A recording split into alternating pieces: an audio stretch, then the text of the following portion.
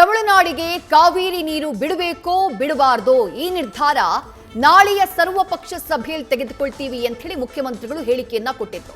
ಇವತ್ತು ಇದೇ ವಿಚಾರವಾಗಿ ಪ್ರತಿಕ್ರಿಯಿಸಿದ್ದಾರೆ. ನೀರು ಬಿಡೋದಿಲ್ಲ ಅಂತ ಹೇಳೋಕ್ಕಾಗಲ್ಲ ಎಂದಿದ್ದಾರೆ. ನೀರನ್ನ ಹಿಡಿದಿಟ್ಟುಕೊಳ್ಳೋಕ್ಕಾಗತ್ತಾ? ನ್ಯಾಯಾಲಯಕ್ಕೆ ಗೌರವ ಕೊಡಬೇಕಾಗತ್ತೆ ಅಂತ ಹೇಳಿದ್ದಾರೆ ಸಿಎಂ ಡಿಕೆ ಶಿವಕುಮಾರ್. ಈಗ ರೈತರು ಹೋರಾಟದಿಂದ ಹಿಂದೆ ಸರಿಯಬೇಕು, ರಾಜ್ಯದ ಗೌರವವನ್ನ ನಾವೆಲ್ಲರೂ ಕಾಪಾಡಬೇಕು ಅಂತ ಹೇಳಿ ಮೈಸೂರಿನಲ್ಲಿ ಸಿಎಂ ಡಿಕೆ ಶಿವಕುಮಾರ್ ಮನವಿಯನ್ನ ಮಾಡಿಕೊಂಡಿದ್ದಾರೆ.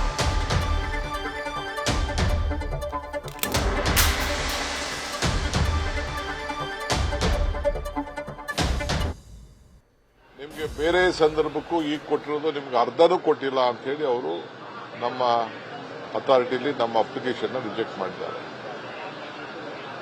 ಈಗ ನಾನು ಬಿಡುವುದಿಲ್ಲ ಅಂತ ನಾನಾಗ್ಲಿ ಯತೀಂದ್ರಾಗ್ಲಿ ಸಂಘಟನೆಗಾರರಾಗ್ಲಿ ನಾವೆಲ್ಲ ಹೇಳಿದ್ರೆ ನೀರನ್ನ ಹಿಡ್ಕೊಳಕ್ ನಮ್ಮ ಕೈ ಆಗುದಿಲ್ಲ. ಇನ್ನೊಂದು ಗಂಟೆನೋ 1.5 ಗಂಟೆನೋ ಡ್ಯಾಮು ತುಂಬ್ತಾ ಇದೆ ಅಂತ ಹೇಳಿ ನನಗೆ ವರದಿ ಬಂದಿದೆ. ಇಡ್ಲಿಕ್ಕೆ ಸಾಧ್ಯನೇ? ಹೋರಾಟಗಾರರು ಹೋಗಲ್ಲ ಮಲಗ್ಲಿಕ್ಕೆ ಸಾಧ್ಯನೇ?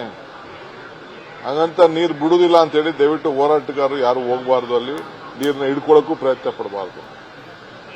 ನೀರು ಇಟ್ಕೊಂಡ್ರೆ ನಾವೆಲ್ಲ ಕೊಚ್ಚೊಂಟೋಗ್ತೀವಿ. ನ್ಯಾಯಾಲಯಕ್ಕೂ ಗೌರವ ಕೊಡಬೇಕು, ರೈತರನ್ನು ಬದುಕಿಸಬೇಕು. ಈ ರಾಜ್ಯದ ರೈತರ ಹಿತ ಕಾಪಾಡಲು ನಮ್ಮ ಬದ್ಧತೆ ಇದೆ. ಸೊ ಹೋರಾಟಗಾರರು ಹಂಗಂತ ನೀರು ಹಿಡಿತೀನಿ ಅಂತ ಯಾರು ಹೋಗ್ಬಿಡಿ. ಅಲ್ಲಿ ಹೋಗಿ ಅಡ್ಡಗಿಡ್ಡ ಮಲಗಕ್ಕೆ ನೀರನ್ನ ನಾವು ಬಿಡುದಿಲ್ಲ ಅಂತೇಳಿ ಯಾರ ಪ್ರಾಣನೂ ಹೆಚ್ಚು ಕಮ್ಮಿ ಆಗಬಾರ್ದು. ಯಾಕೆಂದ್ರೆ ನಾನು ನೋಡಿದೆ ಅಲ್ಲೆಲ್ಲ ಒಳಲಿ ನಿಂತ್ಕೊಳ್ಳೋದು, ಅಡ್ಡ ನಿಂತ್ಕೊಳ್ಳೋದು, ನೀರು ಬಿಡುದಿಲ್ಲ ಅನ್ನೋದು, ಸರ್ಪಿ ಕಟ್ಟೋದು ಯಾವುದೋ ಸಂದರ್ಭದಲ್ಲಿ. ಸೊ ಪೊಲೀಸ್ ಅವ್ರಿಗೂ ಹೇಳಿದ್ದೀನಿ, ಹಂಗಂತ ಹೋಗಿ ಒಳ್ಳೆಲ್ಲ ಅಡ್ಡ ನಿಂತ್ಕೊಳ್ಳೋದು, ನೀರು ಹೋಯ್ತಾ ಇದೆ ಅಂತ ಹೇಳೋದು, ಕೆಳಗಡೆಯಿಂದ ಹೋಗ್ತಾ ಇದೆ ಅಂತ. ಈಗೆಲ್ಲ ನಾನು ನಿಲ್ಸಕ್ಕಾಯ್ತಿದ್ದೆ ಇಲ್ಲಿ? ನಾನು ಇಲ್ಲಿಗೆ ನಿಲ್ಸಕ್ಕಾಗುದಿಲ್ಲ. ವಿಜಯ್ನವರಿಗೆ ಇನ್ನೊಂದು ದಿನ ಡೇಟಲ್ಲಿ ಒಳ್ಳೆ ಸ್ವಲ್ಪ ತಿಳಿ ಆಗ್ಲಿ, ಆಮೇಲೆ ಬನ್ನಿ ಅಂತ ನಾನು ಅವ್ರಿಗೆ ರಿಕ್ವೆಸ್ಟ್ ಮಾಡಿದ್ದೀನಿ. ಪ್ರಕೃತಿನ ಒಂದು ಉತ್ತರ ಕೊಟ್ಟಂಗೆ ಆಯ್ತಲ್ಲ, ಈಗ ನೀರು ಬಿಡ್ತಾ ಇದ್ದೀರಾ? ಈಗ ನಾಳೆ ನಮ್ಮ ಲೀಡರ್ಸ್ ಏನ್ ಹೇಳ್ತಾರೆ, ಲೀಗಲ್ ಟೀಮ್ ಏನ್ ಹೇಳ್ತಾರೆ, ನಮ್ಮ ಮಾಜಿ ಮುಖ್ಯಮಂತ್ರಿಗಳು ಏನ್ ಹೇಳ್ತಾರೆ, ಆ ಭಾಗದ ನಾಯಕರುಗಳೆಲ್ಲ ಏನ್ ಹೇಳ್ತಾರೆ, ಅವ್ರ ಮಾತು ಕೇಳ.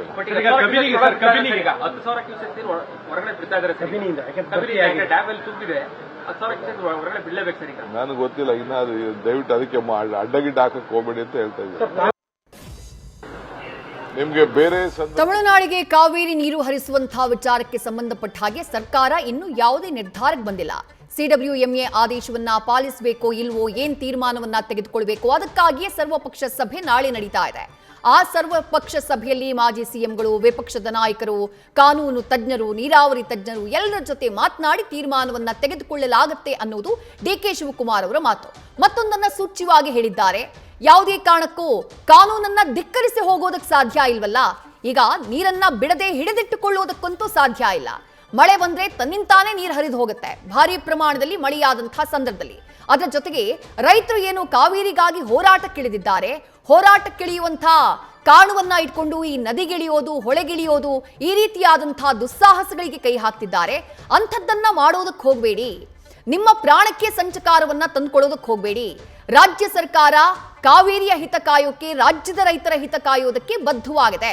ನೋಡ್ಕೊಂಡು ನಾವು ತೀರ್ಮಾನವನ್ನ ತೆಗೆದುಕೊಳ್ತೀವಿ, ದಯವಿಟ್ಟು ಹೋರಾಟವನ್ನ ಕೈ ಬಿಡಿ ಅಂತ ಹೇಳಿ ಮನವಿಯನ್ನ ಮಾಡಿಕೊಂಡಿದ್ದಾರೆ ಸಿಎಂ ಡಿಕೆ ಶಿವಕುಮಾರ್. ಅದಕ್ಕೆ ಪೂರಕ ಅನ್ನುವಂತೆ ಕೊಡಗು ಭಾಗದಲ್ಲಿ ಭಾರಿ ಮಳೆಯಾಗ್ತಾ ಇದೆ.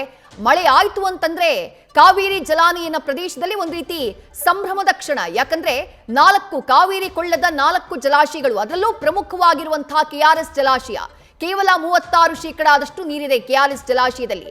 ಆ ಜಲಾಶಯ ತುಂಬಿದ್ರೆ ಈ ಹೋರಾಟ ಅಥವಾ ನೀರನ್ನ ಬಿಡೋದಿಲ್ಲ ಅನ್ನುವಂತಹ ಪಟ್ಟು ಇದ್ಯಾವುದೂ ಇರೋದಿಲ್ಲ. ಯಾಕಂದ್ರೆ ತನ್ನಿಂತಾನೇ ಸಹಜವಾಗಿ ನೀರು ಹರಿದು ಹೋಗುತ್ತೆ.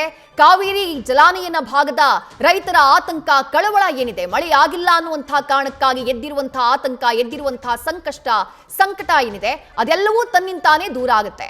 ಬಟ್ ಸದ್ಯಕ್ಕೆ ರಾಜ್ಯ ಸರ್ಕಾರದ ತೀರ್ಮಾನ ನಾಳೆಯ ಸರ್ವಪಕ್ಷ ಸಭೆಯಲ್ಲಿ ಎಲ್ಲರ ಜೊತೆ ಮಾತನಾಡಿ ಅದಾದ ನಂತರ ತೆಗೆದುಕೊಳ್ತೀವಿ ಅನ್ನುವಂತಹ ಮಾತನ್ನ ಸಿಎಂ ಡಿಕೆ ಶಿವಕುಮಾರ್ ಅವರು ಹೇಳಿದ್ದಾರೆ.